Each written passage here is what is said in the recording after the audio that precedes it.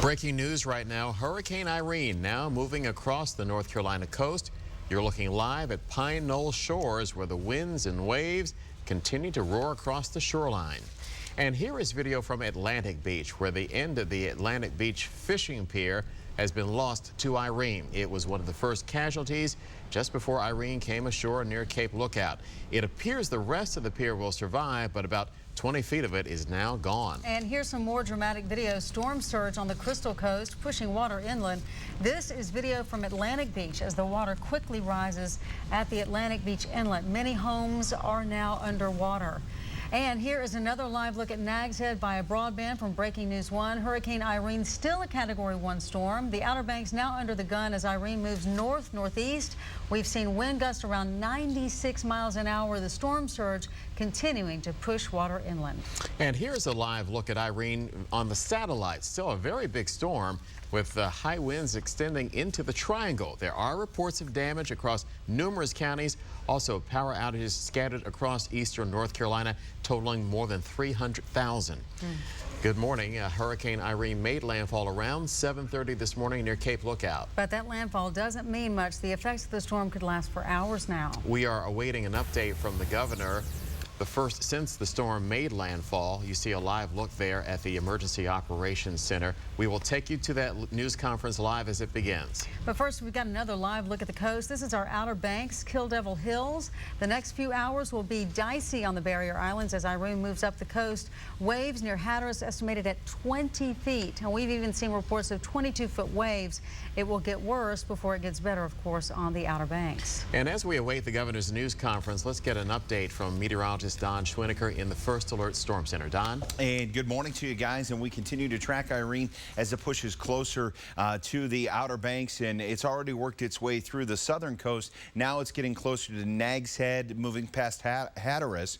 And looking at what's going on, the latest Doppler radar image, you can see light rain right now through Roxborough, light rain through Roxborough, heavier rain down to the east. And we'll talk more about this coming up right now. We're going to go back to John and Barbara getting ready to go to Governor Perdue. Thank you. The governor has stepped up to the podium. Let's listen in. Federal partnership and with our state CERT and our local partners, and thanked each other for that. I then urged her to be prepared tomorrow as we get our assessment going and get the needs documented to have an ability to immediately transfer federal dollars into our state. And it's good to know that we have that kind of friendship there. The eyes of Hurricane Irene are all over North Carolina right now. The eyes actually left, as we know, the Cape. She's pounded the state all night, but fortunately, and this is really good news for us, the force has not been the kind that was originally forecast. You know, she dropped down to a 1, and the winds have been from 75 to 90 miles an hour this afternoon. North Carolina, and the reports that we've gotten all night and this morning, is standing strong. We are poised, this team and our local partners are poised to respond immediately when the weather conditions permit. Our local partners are there on the ground reporting in, and here is what we know so far. Hurricane winds will continue on the coast all day long. We've already had flooding problems really almost all over the Northeast. There is damage there. And we know that with the water rising, there will be more river flooding. We're watching that in part of our coast today. More than 227,000 homes and businesses have at this point in time lost power, probably more. These are the ones that we can point to this afternoon. We have some real communication system issues in Carteret and Dare County. Nash County Hospital and at least one of our Highway Patrol headquarters are working on generators as we speak. We know that we have wastewater plants in New Hanover and Tyrrell County that are breached. We don't know how badly. There are at least 10 major roads in eastern North Carolina that are closed at this point. And we know that those road closures may last for several hours. The airports in the eastern part of the state, as you know, are shut down. Several airlines throughout the state have canceled their flights, and anyone who's thinking about traveling needs to call their carrier. The eastern counties, we believe, will see up to at least 9 inches of rain. and there may be less or more, but that may be the average. And there are flash flood warnings throughout the east. We are concerned still about the storm surge after the rain begins to abate. We've got 81 shelters open, and as of early this morning, we knew of about 7,500 to 8,000 people using them. We will do an assessment for your information as soon as the weather clears. Our mantra here has been safety of our employees, both on the ground here and our local county partners' employees out in the regions. So as soon as the storm dies down, we will get out and look at an incident management plan. Our teams are staged all over eastern North Carolina, and they are ready to deploy. We have up here Phil May, who is the regional FEMA director. We're delighted that you're here with us this afternoon. Our troops from the National Guard, we know we've got 7 teams out there, about 285 guardsmen and women today. They're standing by. We've got a robust highway patrol response team, more than 200 standing by. And we've got local law enforcement agencies, our first responders, who are just waiting to get out and help as the weather clears. There are supplies and resources in place. We've got 30 emergency teams staged throughout the area that are prepared to move out and conduct assessments and do whatever they need to do as soon as the storm is over. I want the people of North Carolina to listen up, if they would, those who are affected by the storm. Please stay inside. We've had reports of folks who are beginning to venture out. It's just really you endanger your safety and the safety of the first responders who might come to try to rescue you. Please stay inside. Stay safe. That's the byline for this storm. And we've come almost halfway through it, and I thank you for your coverage, and we'll take any questions that you might have. John, when you mentioned the communication issues in Dare County, can you elaborate on that? Is that impacting your ability to contact the local officials? I think we're using the old kind of handheld communication devices. Can somebody respond to that? Doug? They're having some challenges, I think, with their ability to communicate on their systems. The wind is creating problems for them. We have, portable resources and systems that we can deliver after the storm is over, but we'll have to wait until the wind subsides before we get those resources to them. Here. Governor, you talk about concerns about damage or flooding throughout the Northeast. Could you or Doug be more specific about where the biggest problems are, and what about New Bern too? I would say since the storm's moved a little further to the east, the Outer Banks certainly is going to have some problems with regard to storm surge. Also, the Neuse and Pamlico rivers are going to have storm surge issues. Anything about your hometown? I do. I've talked to folks there this morning, and there is the river, both the Trenton, the Neuse are very, very high. People are watching. It's still raining in there. And as you know, the area that I worry as much about is Pamlico County and Harlow. Harlow and Carteret County is a very low place in the middle of the county. It's directly abuts the Neuse River. It's just a place that if there's flooding, it might really happen. It's a community that's on our watch list. But again, we have the first responders on the line in New Bern. I understand the mayor has just declared an emergency, urging people there to stay in as well. Where are you planning to head out tomorrow? I assume you'll be traveling. Tomorrow, as soon as we can get in the air safely, I want to do a whole visit of the whole eastern corridor. So we'll go into any communities that we can get in. Obviously, we'll go to those that have damage, but I want to see it with my own eyes. And as we report to the Secretary Napolitano and to our FEMA partners as well as our state partners, we want to know exactly what we're talking about. I would love to get out tonight. I'm being told by these cautious people up here that probably will be impossible, but we'll wait and see. The wastewater treatment plants having been breached, what does that mean exactly? What are the consequences of that? And might other plants be in equal danger? I'm really not sure the extent of damage. I just know that we do have, some problems with wastewater treatment plants in Terrell County and in New Hanover County. There's just 2 plants that we're aware of at this time, and again, I think part of it is a power outage problem up in Columbia, but down in New Hanover County, I'm not sure the extent of problems there. Could that be a potentially big deal as far as like contamination and all that? It could be, and we'll assess that as we go and address those problems as we get more information. I mean, do you have anybody on site now looking at that? To be honest with you, I don't know those details. But you can rest assured that our local folks are watching those, and I know in one of the situations they brought in generators to keep it going. One more. There were some reports of tornadoes from the hurricane. Do you have any assessment of injuries at this point? We don't have any assessment of injuries, but there have been tornado reports, and there was, I think, one early in the evening last evening. And you can expect those reports to continue as the weather pattern remains odd. Where exactly were those tornado reports? They were in the southeastern Come on. part. Excuse me. They were in the southeastern part of the state. I know one was in Terrell County, and there were 2 others. There were actually 3 that I know about, and I don't recall the counties that the other 2 were in.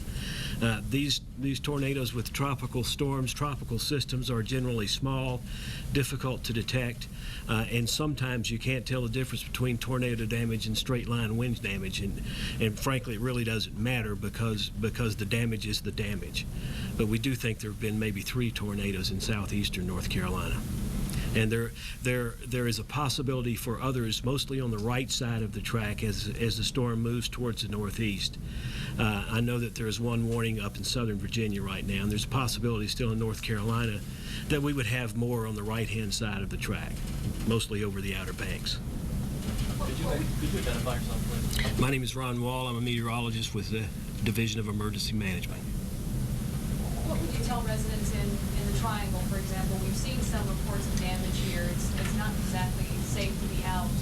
What would you tell them? Stay inside. Okay.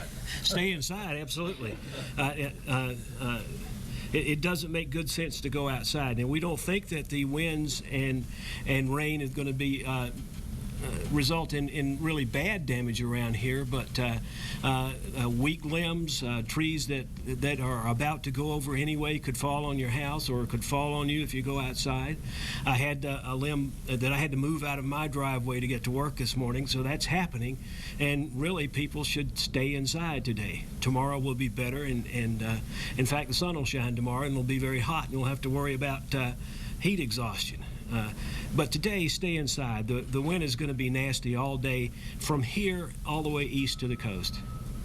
We need to move the governor out. The other folks probably will be around for a little bit if you need them. And if we're going Thank to you. later this evening, we'll put out an advisory. And we have been listening to Governor Bev Perdue and other officials talking about the problems associated with Irene so far and how the response will be.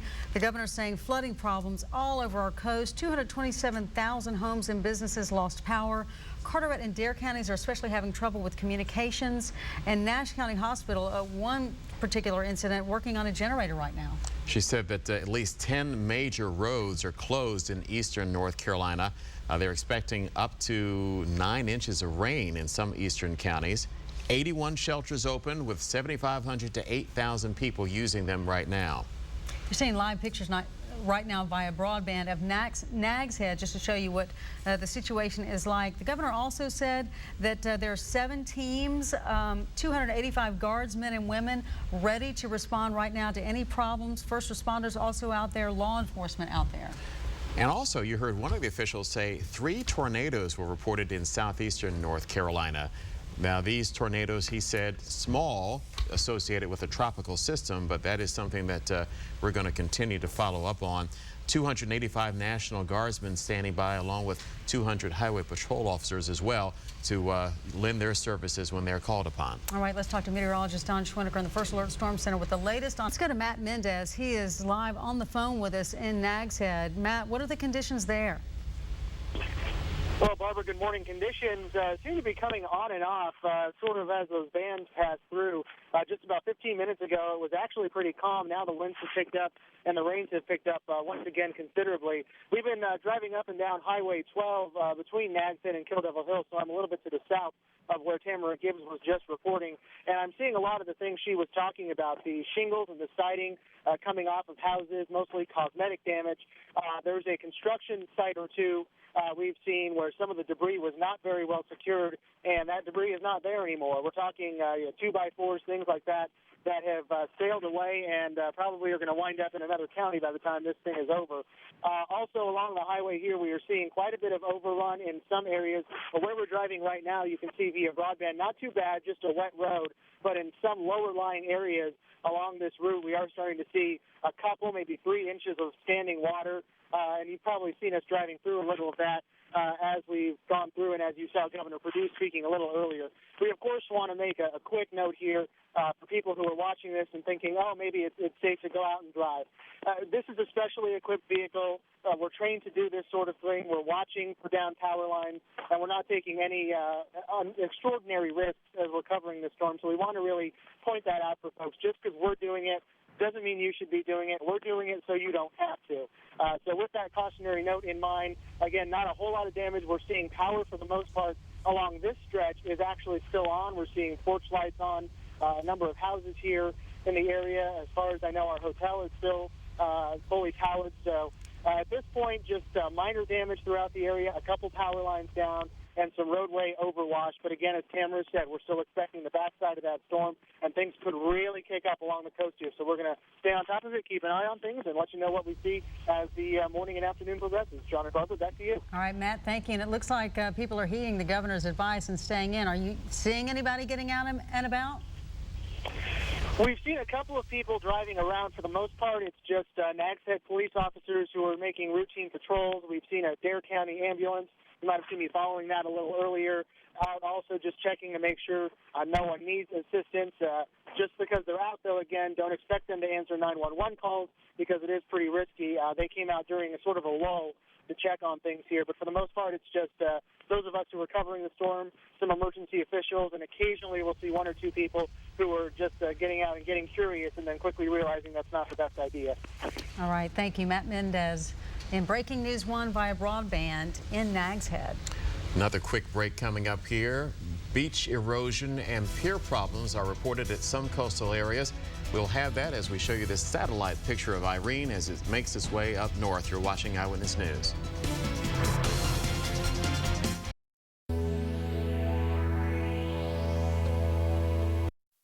We're at Atlantic Beach, and I want to show you the kind of damage that these violent waves have done throughout the early morning.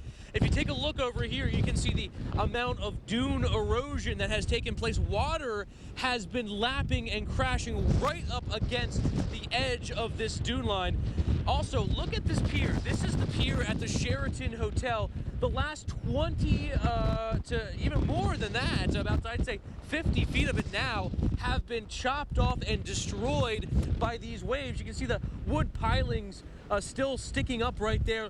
The rest of it, even further down, looks like it's about to give way any minute now. We've actually seen a couple of these pilings float all the way down to Pine Knoll Shores. And even on the little dune crossing that we're on right now has been partially destroyed. The wood has been knocked off as the waves have been just taking apart everything it can here in Atlantic Beach. Back to you. All right. Thank you, Steve Dorsey. Let's go now to Pine Knoll Shores. And he just mentioned that. Our meteorologist, Scott Dean, is the only local meteorologist there on the coast. Scott, can you hear me? Tell us about conditions. I tell you what, guys, these winds are as strong as we've seen throughout this entire storm. Earlier on, last night when I was with John Camp, the winds were coming from a different direction, but we were being protected by the island and also this hotel. Well, now we've got a full fetch of open water and beach that we have this wind that's just ripping across here. And as we hang on,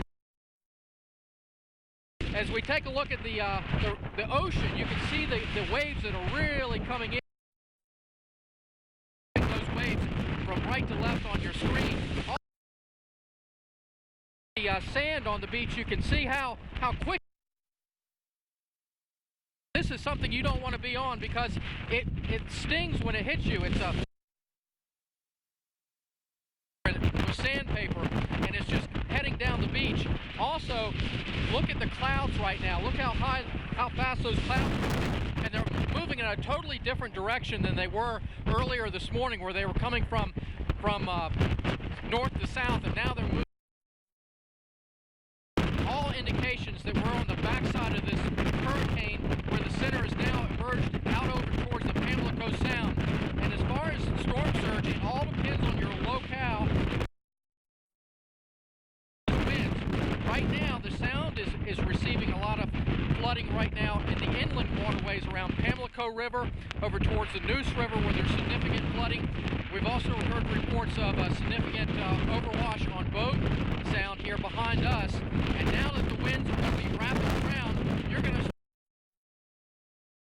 overwash on the Sound side of the Outer Banks, from Hatteras, Rodanthe, over towards Avon, and up the coast towards Nags Head as the storm continues to push in that direction.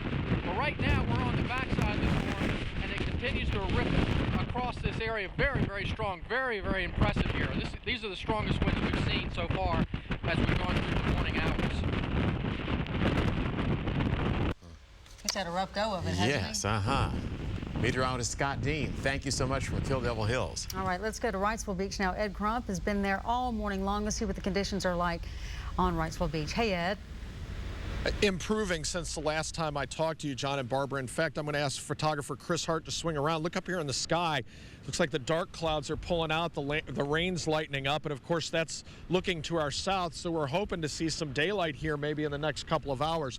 In the meantime, it's calmed down enough that you can see people. I don't know if you can see the dots down on the beach. People are walking all out on the beach out here because it's relatively safe right now, and they're looking for hidden treasures. If you look right over here in front of the Coast Guard station, you see all that debris down there? There's some tires there. Those tires come from somebody had a great idea of making fishing reefs years ago when they didn't know what to do with a bunch of used tires, and they chained them together and dumped them off the Atlantic coast in several places, and those chains of course rusted away. And many years ago those chains, those tires started washing up en masse, and they were removed from the beach. But now when we have a big storm, the ones that are left still pop up. But if you see those other things dotting out there, it's just all kinds of sea debris and human debris. So I went out and did a little treasure hunting. Wanted to show you what I came up with here. I don't know if any of you happen to lose your sunglasses here at Wrightsville Beach this summer. I found them. They'll be in the Lost and Found here at the Holiday Inn. Found a nice little sports ball here. But the real treasures, and this is what people are looking for, and my wife is going to be thrilled when I come home with this. This is a whelk shell, a North Carolina, common shell in North Carolina, whelk, W-H-E-L-K. This happens to be a right-handed whelk. When you pick it up with your right hand, it's pointing up. That's a fairly old one because it's kind of turned black, so it's probably buried deep in the sand and the storm dislodged that. There are a bunch more down there. A lot of them have holes in them or torn up, and then we found a smaller one here. So that's why people are out on the beach right now. See, this storm just churns up the bottom, and you see the water out there. We're headed toward low tide, and we've got a lot of beach, and the good news is there wasn't a lot of erosion during this morning's high tide, which was well above the normal high tide even before the storm happened.